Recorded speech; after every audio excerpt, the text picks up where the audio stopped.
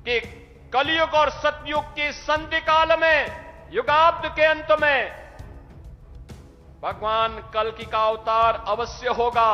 भगवान कल्कि के विषय में नमस्कार। कल्कि अवतार को लेकर दुनिया भर में अटकलें लगाई जा रही हैं। लोग आसमान की तरफ देख रहे हैं, कोई सफेद घोड़े का इंतजार कर रहा है तो कोई तलवार का। लेकिन आज आपको कहीं और देखने की जरूरत नहीं है। सबसे पहले आप अपनी आंखों से उत्तर प्रदेश के मुख्यमंत्री योगी आदित्यनाथ जी का यह बयान देखिए। श्रीमद् भागवत महापुराण हो, स्कंद पुराण हो, विष्णु पुराण हो या अन्य जितने भी ऐसे महत्वपूर्ण शास्त्र हैं जिनका बहुत स्पष्ट कहना है कि कलयुग और सतयुग की संधि काल में, युगाब्द के अंत में भगवान कल्कि का अवतार अवश्य होगा। और यह कोई आम बयान नहीं है। यह बयान संभल की उस धरती से दिया गया है जिसे कल्कि धाम माना जाता है। देखिए, योगी जी शास्त्रों का हवाला देकर दुनिया को क्या बता रहे हैं। सुना आपने? दुनिया योगी जी का बयान बार बार सुने। उन्होंने साफ शब्दों में कहा है, अवतार अवश्य होगा। एक मुख्यमंत्री और एक गोरक्षा पीठाधीश्वर जब भरी सभा में यह कहते हैं कि सनातन धर्म का कार्य उनकी कृपा से संपन्न होगा, तो यह समझ लेना चाहिए कि यह केवल राजनीतिक भाषण नहीं बल्कि समय की पुकार है। सत्ता के गलियारों में भी अब यह आहट सुनाई देने लगी है कि कलयुग के अंत का समय आ चुका है और कोई महाशक्ति इस धरा पर अवतरित होने वाली है। योगी जी की भविष्यवाणी के बाद अब दुनिया देश के प्रधानमंत्री नरेंद्र मोदी जी का यह वीडियो देखे कि कल्कि काल चक्र के परिवर्तन के प्रणेता भी है और प्रेरणा स्रोत भी है। और शायद इसीलिए कल्कि धाम एक ऐसा स्थान होने जा रहा है जो उन भगवान को समर्पित है। 19 फरवरी 2024 का वो दिन याद कीजिए। संभल में जब प्रधानमंत्री मोदी पहुंचे तो उन्होंने सिर्फ एक मंदिर की नींव नहीं रखी बल्कि एक नए युग की नींव रखी। जरा देखिए इन तस्वीरों को। देखिए कैसे देश के प्रधानमंत्री उस शक्ति के स्वागत के लिए तैयार खड़े हैं। मोदी जी ने वहां कहा कि भारत एक नए काल चक्र में प्रवेश कर रहा है। लेकिन मित्रों, जरा सोचिए, दुनिया मोदी जी का यह इशारा समझे।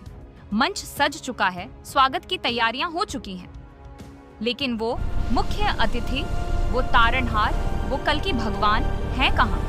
क्या वो भविष्य के गर्भ में हैं या हमारे बीच आ चुके हैं?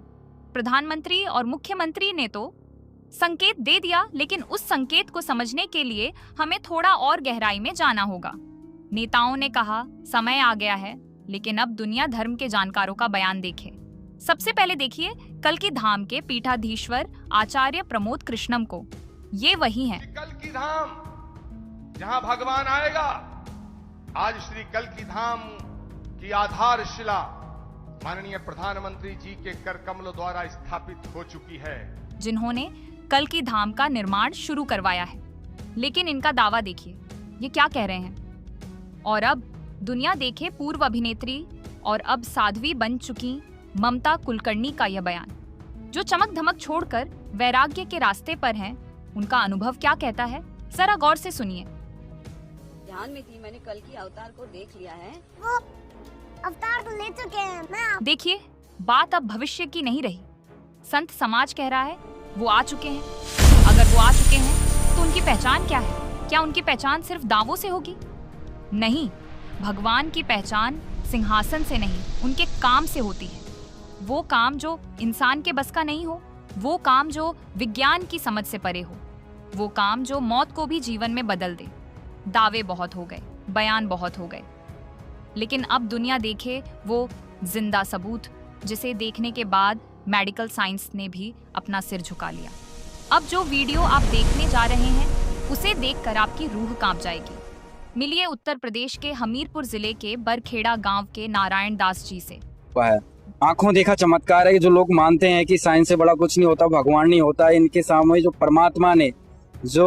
परमात्मा ने चमत्कार के आप देख सकते हैं कि इस जो इनके सीने पे जो फोड़ा था। दुनिया देखे इनके शरीर को, देखिए इनके सीने और पेट पर ये भयानक घाव। यह कोई मामूली चोट नहीं है, यह स्किन कैंसर स्किन कैंसर है, वो कैंसर जो इंसान को तिल तिल करके मारता है। नारायण दास जी की जुबानी सुनिए कि डॉक्टरों ने उनके साथ क्या किया। पेट तक जो फोड़ा था, इनको ब्लड, ये स्किन कैंसर था जिसका इलाज डॉक्टरों ने मना कर दिया था और मरा हुआ घोषित कर दिया था कि आप घर पे आराम करो, आपका कुछ नहीं हो सकता। वही फोड़ा, वही कैंसर संत रामपाल जी ने बिना ऑपरेशन के अपनी भक्ति की शक्ति से ठीक कर दिया। दोस्तों, इससे बड़ा चमत्कार आज के दिन पूरे हिंदुस्तान में नहीं हो सकता कि बिना इलाज के कोई कैंसर ठीक हो। सर, आपका ये फोड़ा कितने दिन में ठीक हो गया था? आपका ये कैंसर कितने दिन में ठीक हो गया? ये महीना खाने में ठीक हो गया। अब आपको कोई दिक्कत है कैंसर को लेके? कुछ नहीं, कोई दिक्कत नहीं। आपने फिर डॉक्टर वगैरह को बताया कि भाई आप कह रहे थे हम तो मरने वाले हैं, तो फिर ये कैसे ठीक हुआ? मैं नहीं गया फिर कहीं, सर मैं कहीं नहीं गया। संत रामपाल जी की शरण में? हाँ, संत रामपाल, सतगुरु रामपाल महाराज की शरण में आया, मैं भजन किया, मैं फिर कहीं नहीं गया। दुनिया देखे और सुने कि जब विज्ञान हार जाता है तो डॉक्टर क्या कहते हैं। सुना आपने? दुनिया इस सच को स्वीकार करे। बड़े बड़े अस्पतालों ने हाथ खड़े कर दिए थे। डॉक्टरों ने साफ कह दिया था, घर जाओ, सेवा करो, अब कुछ नहीं हो सकता। उन्हें मरा हुआ घोषित कर दिया गया था। जरा सोचिए उस इंसान की हालत। शरीर में असहनीय पीड़ा, मौत सामने खड़ी है और विज्ञान ने दरवाजा बंद कर दिया है। कलयुग में यही वो पल होता है जब इंसान को असली भगवान की जरूरत पड़ती है। लेकिन कौन सा भगवान, किसकी शरण? जब चारों तरफ अंधेरा था तब नारायण दास जी ने एक ऐसे संत की शरण ली जिनके बारे में कहा जाता है कि वो कलयुग के तारणहार हैं। वो शरण में गए संत रामपाल जी महाराज की। अब दुनिया देखे वो चमत्कार जो किसी जादू से कम नहीं है। नारायण दास जी ने संत रामपाल जी महाराज से नाम दीक्षा ली और उनकी बताई हुई सत भक्ति शुरू की। और फिर क्या हुआ? दुनिया देखे नारायण दास जी का यह बयान। मात्र 1 महीना, जी हाँ, दुनिया देखे और विश्वास करे। जिस कैंसर को दुनिया के बेहतरीन डॉक्टर लाइलाज बता रहे थे, वो सत भक्ति की शक्ति से गायब हो गया। बिना कोई चीरा लगाए, बिना कोई कीमोथेरेपी किए, बिना कोई महंगी दवाई खाए, नारायण दास जी आज पूरी तरह स्वस्थ हैं। उनके सीने पर अब सिर्फ वो निशान बाकी हैं जो गवाही दे रहे हैं कि उन्हें कितना भयानक रोग था और कैसे एक समर्थ संत ने उन्हें मौत के मुंह से खींच लिया। नारायण दास जी अकेले नहीं हैं। दुनिया देखे उनके गांव के लोगों का बयान। जो लोग पहले विश्वास नहीं करते थे, आज वो भी नतमस्तक हैं। देखिए गांव के लोग क्या कह रहे हैं। ये चमत्कार को देख के आपके आसपास के गांव के लोगों ने माना कि हाँ, सब आसपास दौर जितने हैं सब ने माना कि हाँ, सतगुरु रामपाल महाराज की कृपा। हमारे गांव के कुछ आसपास के लोग हैं तो बहुत निंदा बुराई करते हैं परमात्मा के विषय में। जब इनको ये चमत्कार दिया तो बड़ा आश्चर्य हुआ कि बड़ी हैरानी भी पड़ गई कि आखिर ये क्या हो सकता है, कैसे हो सकता है। तो उन लोगों ने मानना स्वीकार किया कि हाँ, संत रामपाल जी महाराज की भक्ति को प्रमाण है। मित्रों, अब इन खड़ियों को जोड़िए। तस्वीर एकदम साफ हो चुकी है। अब दुनिया को और किसी सबूत की जरूरत नहीं है। सबसे पहले आपने देखा योगी आदित्यनाथ जी को, जिन्होंने कहा अवतार अवश्य होगा। फिर आपने देखा प्रधानमंत्री मोदी जी को, जिन्होंने नए युग का स्वागत किया। फिर आपने सुना संतों को, जिन्होंने कहा वो आ चुके हैं। और अंत में आपने देखा नारायण दास जी को, जिन्होंने अपने ठीक हुए शरीर के साथ साबित कर दिया कि वो शक्ति दुख हर रही है।